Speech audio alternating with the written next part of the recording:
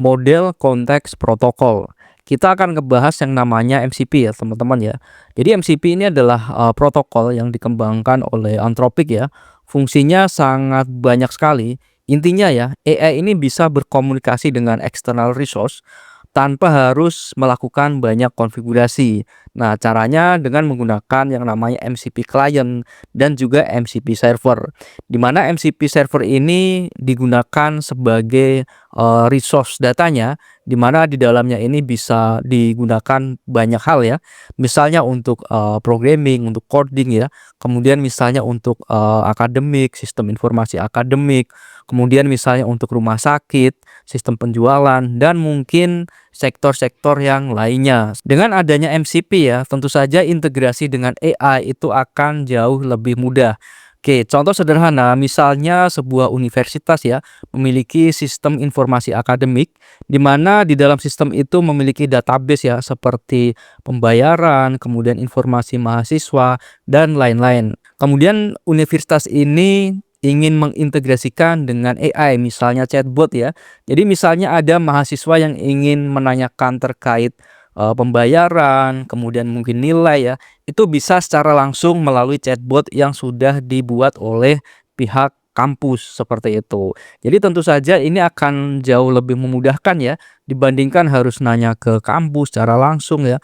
Mungkin lewat aplikasi yang sebelumnya sudah ada, itu kan harus login, harus mencari datanya. Nah, dengan adanya chatbot ini ya tentu saja ini akan jauh-jauh lebih mudah, lebih cepat ya, seperti itu. Nah, supaya lebih jelas lagi ya, saya akan coba mendemokan secara real ya, supaya ada gambaran apa sih MCP itu dan kegunaannya itu seperti apa. Oke, di sini saya memiliki contoh database ya. Ini adalah contoh database akademik, namanya adalah SIAKAD, Sistem Informasi Akademik ya.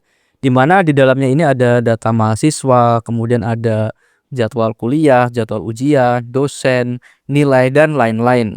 Nah, kemudian saya ingin data ini bisa diakses oleh mahasiswa secara langsung dan tentu saja ini akan memudahkan mahasiswa ya atau mungkin orang tua ya untuk memantau progres dari mahasiswa tersebut. Nah, di sini datanya kurang lebih seperti ini. Ini disimpan di dalam database sistem informasi akademik ya. Nah, untuk membuat MCP server, kita membutuhkan tools ya. Yang pertama kita bisa melakukan atau membuat sistem dengan programming ya. Banyak sekali tools untuk membuat MCP server. Atau kita bisa menggunakan yang namanya N8N ya. N8N sendiri ini adalah workflow automation, di mana di dalamnya dia juga bisa dijadikan sebagai MCP server. Nah, contohnya seperti ini. Nah, ini adalah trigger ya, ini MCP server. Kemudian di sini saya menambahkan tools ya, namanya adalah database. Di sini menggunakan database Postgres, di mana database ini sebenarnya database yang ada di dalam sistem informasi akademik ini.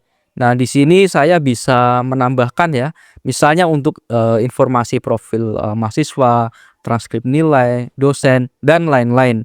Intinya kita bisa membangun MCP server dengan cepat dan mudah. Dan tentu saja ini juga gratis ya teman-teman ya. Kalau kalian menginstal di server sendiri. Kalau menggunakan yang versi cloud, nah di sini berbayar, free trialnya 14 hari bisa dicoba-coba ya. Oke, di sini contohnya profil mahasiswa, ada transkrip nilai dan informasi dosen. Nah, ini adalah MCP server. Nah, untuk menghubungkan dengan AI ya, kita butuh yang namanya MCP client-nya seperti itu. Kalau kita lihat di flow-nya ini ya, kita butuh AI kemudian MCP client ya. Biasanya platform AI itu support untuk MCP client. Jadi kita bisa tinggal ibaratnya tinggal colokin aja gitu ya.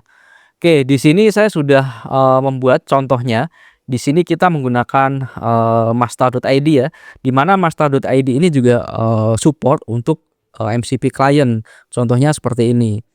Oke, nah ini contoh yang sudah saya publish ya. Ini bisa diakses umum. Contohnya misalnya mahasiswa ingin mengecek data pembayaran atau data-data yang lainnya. Oke, misalnya contohnya seperti ini. Oke, di sini saya akan coba untuk mencari profil mahasiswa ya, dan ini bisa disesuaikan dengan, data di kampus ya, karena mungkin ada, yang private, ada yang public seperti itu. Misalnya saya coba ngetik, eee, nomor 2 ya. Oke, di sini kita disuruh masukin NIM. Nah, NIM-nya kita coba ambil dari sini ya. Ini untuk real case-nya ini, NIM mahasiswa ya, di mana mahasiswa ini bisa bertanya langsung dengan sistem ini ya. Misalnya memasukkan NIM seperti ini. Nah, di sini dia langsung, tahu ya, detail dari profil mahasiswa tersebut ya. Misalnya, S1, kemudian dan informasi-informasi yang lainnya. Nah, kalau kita lihat di sini ya, NIM-nya Nadia Putri, Yogyakarta, perempuan ya.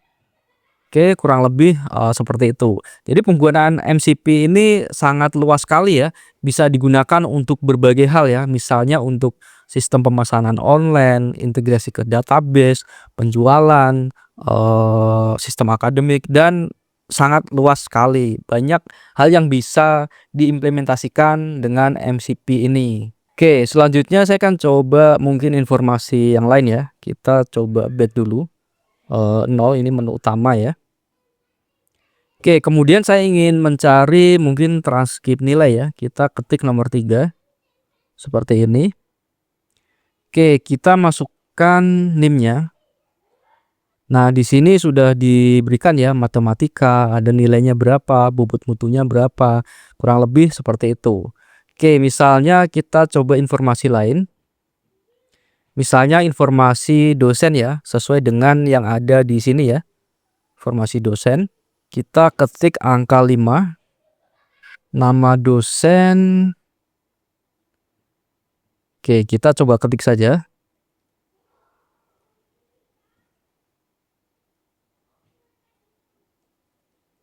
Seperti ini.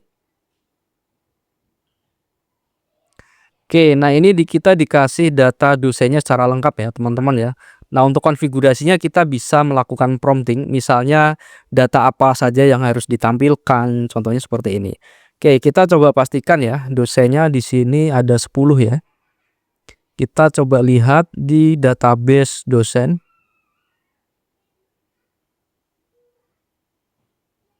Nah, di sini ada 10. Yang pertama namanya adalah Andi Kurniawan.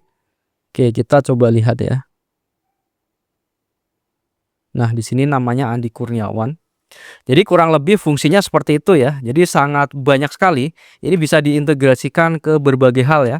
Misalnya rumah sakit, untuk sistem informasi pasien dan lain-lain. Nah, untuk di Masta.id sendiri ya, cara integrasi dengan MCP server itu caranya cukup mudah.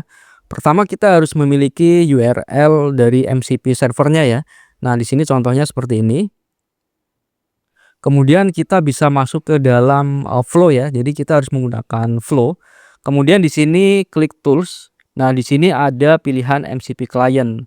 Kemudian di sini kita tambahkan ya URL-nya ke sini. Kemudian ini pilih yang, SSE ya. Oke, kita bisa sync.